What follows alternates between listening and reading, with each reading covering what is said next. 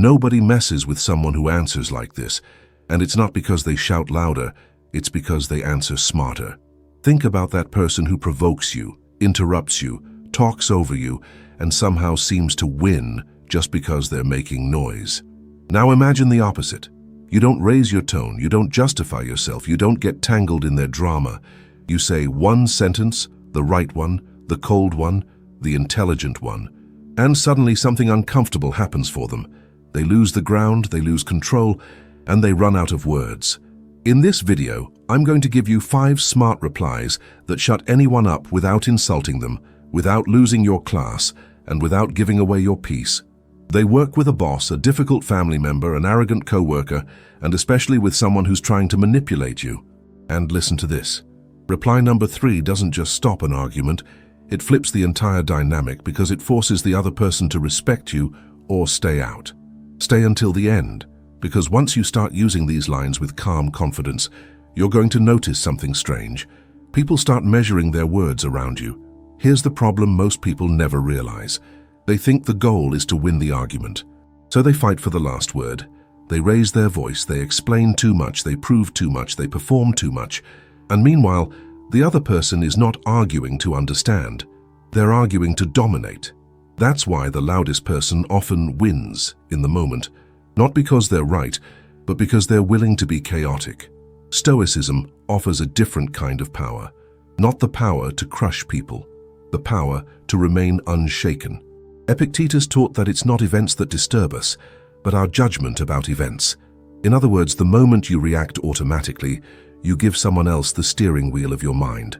Marcus Aurelius wrote about keeping your inner ruling faculty steady, like a rock that the waves keep hitting but never move. Seneca warned that anger is a kind of temporary madness, and madness always regrets what it says. So these aren't comebacks, they're boundaries spoken out loud. They're controlled sentences that protect your dignity and expose disrespect without needing aggression. And one more thing before we start. These replies only work if your tone matches your words.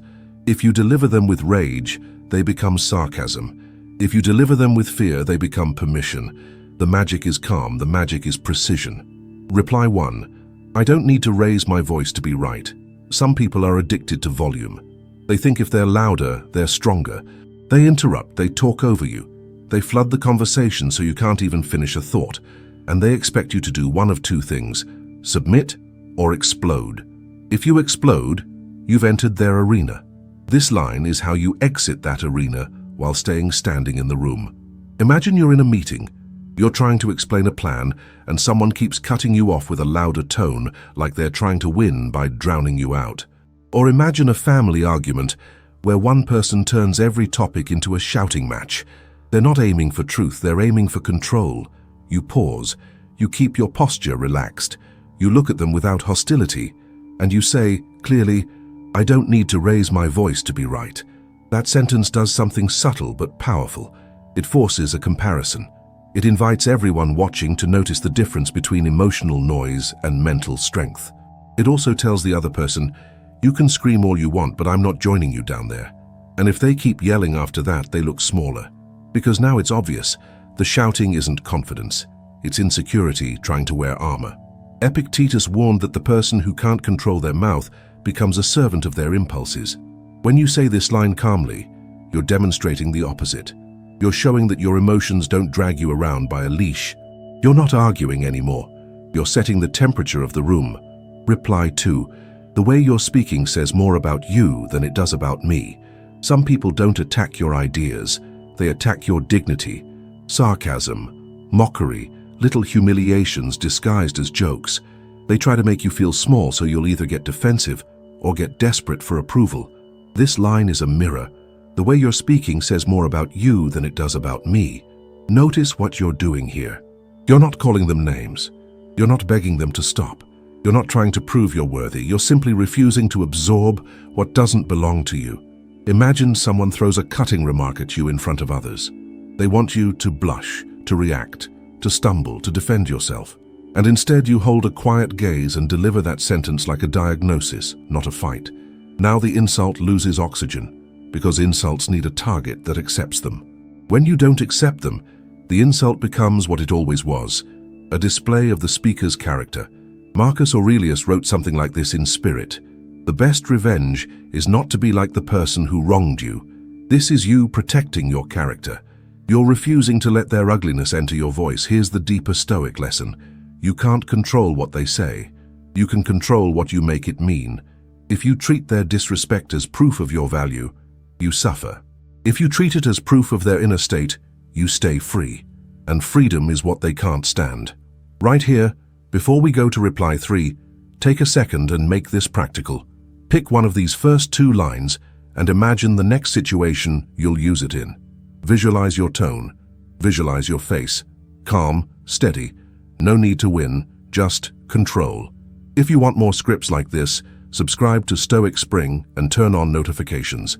Your life gets better when you build the habit of protecting your inner peace and growing in emotional maturity, and that's exactly what we train here. Now, reply 3. This is the one manipulators hate. Reply 3.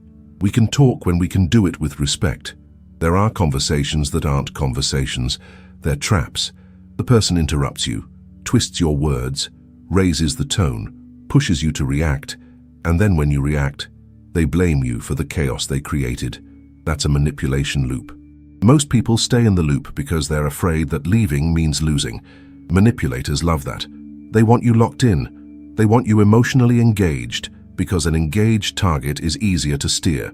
This line breaks the loop instantly. We can talk when we can do it with respect. Say it like a boundary, not like a complaint. Not, please respect me. Not, why are you like this? Just a simple condition. To imagine you're discussing something important and the other person starts attacking your tone, your personality, your motives. They interrupt every sentence. They escalate. They want you to chase them, to defend yourself, to beg for fairness. You stop. You breathe.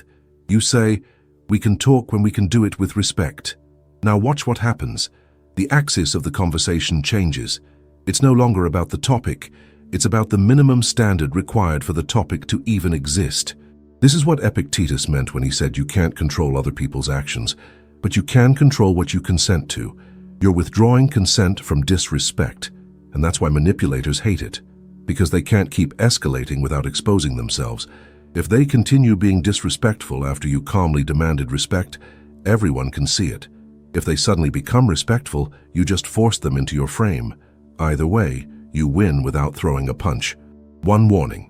Don't over-explain this line. Don't add a speech. Don't argue about why they should be respectful. The power is in the simplicity. It's a locked door. You don't debate with someone at the door. You decide whether it opens. Reply 4. I'm not going to continue this conversation. There's a moment when it becomes clear that the other person isn't listening. They're not curious. They're not trying to understand. They're trying to win, even if it costs your dignity, your time, and your peace. That's the moment most people ignore. They keep talking because they want justice. They want the person to finally get it. They want closure. But you don't get closure from someone who feeds on conflict. This line is your exit. Clean, final, controlled. I'm not going to continue this conversation. Not aggressive, not dramatic, not apologetic. It doesn't ask permission. It doesn't negotiate. It ends the exchange. Imagine someone keeps poking you, pressing you, baiting you. You feel your patience shrinking. You can feel the heat rising in your chest. And you know if you stay for 5 more minutes, you'll say something you'll regret. That's your cue. You look at them with calm, you say, I'm not going to continue this conversation, and you disengage. Marcus Aurelius had a practice of reminding himself that he could choose his response, and that no one could harm his inner self without his permission. Seneca wrote that the greatest power is to have power over yourself. This is that power in action. Leaving a toxic exchange is not weakness, it's leadership over your attention, because your attention is a currency, and when you give it to chaos, you pay with your peace. Reply 5. That's your view. I respect it, but I don't share it. Not every disagreement is with an enemy. Sometimes it's someone close, a friend, a coworker, a family member. They may even have good intentions, but they push, they insist, they pressure you to adopt their perspective, and if you resist, they treat it like disrespect. This line is how you stand your ground without turning it into war. That's your view. I respect it, but I don't share it. It says, I heard you. It says, I'm not attacking you. And it also says, I'm not moving. Imagine someone is trying to convince you to make a decision you don't want to make, or they keep judging your choices, pushing their beliefs, framing you as wrong for not obeying their worldview. You can either argue point by point, which never ends, or you can surrender, which costs you. Or you can use this. You say it slowly, respectful tone, no smirk, no defensiveness. And here's the beautiful part.